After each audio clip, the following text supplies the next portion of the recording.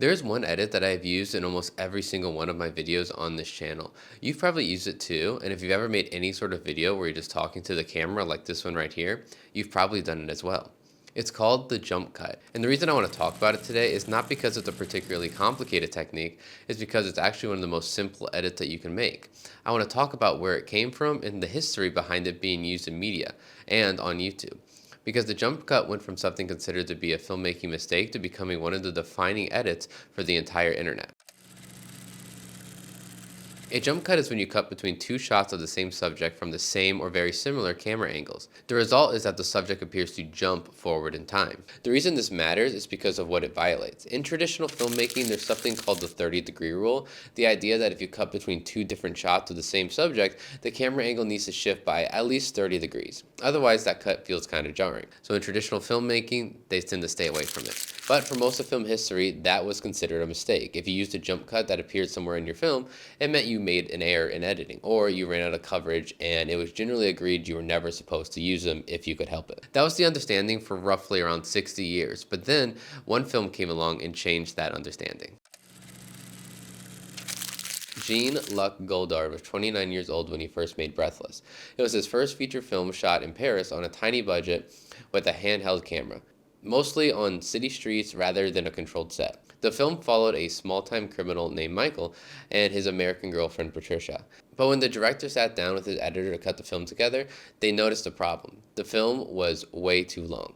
They needed to cut down the runtime, and there was not really enough coverage to edit around the material that they needed to remove in a conventional way. So he made a choice and started cutting directly into the shots, removing the section in the middle, and then putting the two remaining pieces back together. And by the standards set at the time, it looked like an editing mistake. They both knew this, but they wanted to do it anyways. He even described his thinking in his own words later.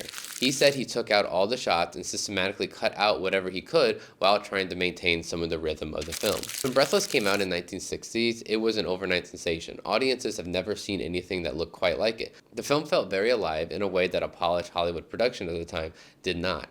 And a huge part of that was the feeling that came from those direct jump cuts. The editing was supposed to come off as a failure in editing, but it came off as one of the most distinct things about the entire film. It honestly worked because of all the rules that it broke. Traditional Hollywood editing of that area was built around something called conventional editing. The entire purpose of continuity editing is to be invisible. You cut in a way where your viewer never really feels the edit or any of the cuts that you make. And since Godard rejected that on purpose, the jump cuts in Breathless constantly reminded you that you're watching a film. And rather than being a problem, it gave the film a rough, real feeling that most of the Hollywood films at the time were struggling to produce. It felt like the camera had caught something real rather than a completely fictional movie. This was a completely different way of editing. Instead of following all the traditional rules of editing, they were forced to make some necessary changes because of the coverage that they failed to produce, and it produced one of the most influential films of the 20th century. Breathless was not a film that was forgotten very quickly. It became a reference point for the next generation of filmmakers, borrowed very heavily. In America, film schools generally at the late 1960s and 1970s had access to films like Breathless in a way that the early American directors simply did not. These were the people who would go on to define what Hollywood looked like for the next few decades. And they've seen what a different editing style can do. In 1967, a film named Bonnie and Clyde became one of the first major Hollywood studio releases to jump cut openly. Critics and audiences were divided over it, but it signaled that the technique was now in the mainstream. From there, it just kept spreading. Through the 70s, 80s, and 90s, it got into everything from music videos to commercials. But none of that compares to the moment the jump cut truly took over. That moment came much later, and it had nothing to do with cinema or movies at all.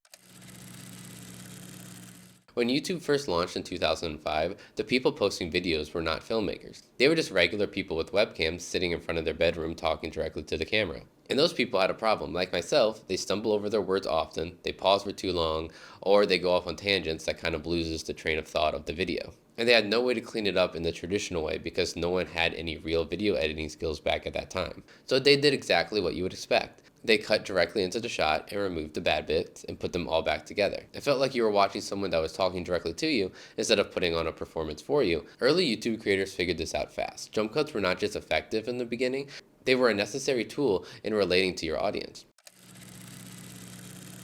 By 2015, the jump cut was already everywhere on YouTube, but it still mostly looked the same way it had always looked on the platform. A person sitting in front of a camera cutting out all their mistakes. Neistat changed that. Neistat had been making films for years before he started vlogging on YouTube. He had actual filmmaking experience, and he sold a show on HBO and had shot commercial work. He understood cinematography and story structure in a way that most YouTubers at the time simply did not. When he brought those skills to YouTube, he revolutionized what the jump cut really was. In Neistat's hands, it was not just a way to remove the mistakes, he used it with a purpose. He timed his music to it and used it to create fast-paced energy throughout his entire video rather than just cleaning up his mistakes. He would jump cut his monologue mid-sentence on purpose to snap those edits forward, and he used it to compress time in a way that felt cinematic. In the academic paper, The Great Jump Cut Revolution, described how he approached essentially evolving the vlogging jump cut into something new, not just editing out the errors, but using that cut as a deliberate stylistic and storytelling device specific to the online video format. Millions of people watched his vlogs, but then went back to their own videos and tried to replicate his style. The jump cut stopped being something creators used by default just to fix their mistakes, but started to become a style that they were actively choosing. Open almost any YouTube video right now, and within the first 30 seconds, you'll almost certainly see a jump cut. Open TikTok and it's about the same thing. A 30-second TikTok might contain 15 jump cuts. The whole format is kind of built around them. Advertising agencies study YouTube videos and have brought that style into commercials. The same jump cuts you see content creators use now show up in most of your ads aimed at a younger audience. The rule that was once marked as a filmmaking mistake is now one of the most commercially safe and widely recognized editing styles in the world. I have used jump cuts in my own videos on this channel more times than I can count. Any of my talking head tutorials I would not be able to make as effectively without them. And I'm not unique in that. Every creator making videos today is in some way working with the same tradition that traces back to a French filmmaker back in the 1960s, because he had no other choice. This feels relevant to anyone making video content today because the constraints have not gone away. Most creators on YouTube are working alone, shooting with limited gear, or editing videos by themselves, and producing videos in the gaps between the rest of their lives and time they have to dedicate to their YouTube channel. The conditions are not much different than what Godard was dealing with back in the 60s. The technique that had come to define online videos all emerged from the necessity before people started doing them on purpose. The limitations produced by this style and the style turned out to be exactly what audiences wanted because it felt more real. This is worth remembering the next time you sit down and record a video and it doesn't really go your way. Godard's mistake became one of the most used edits in the world. The least you can do is see what your mistakes can turn into.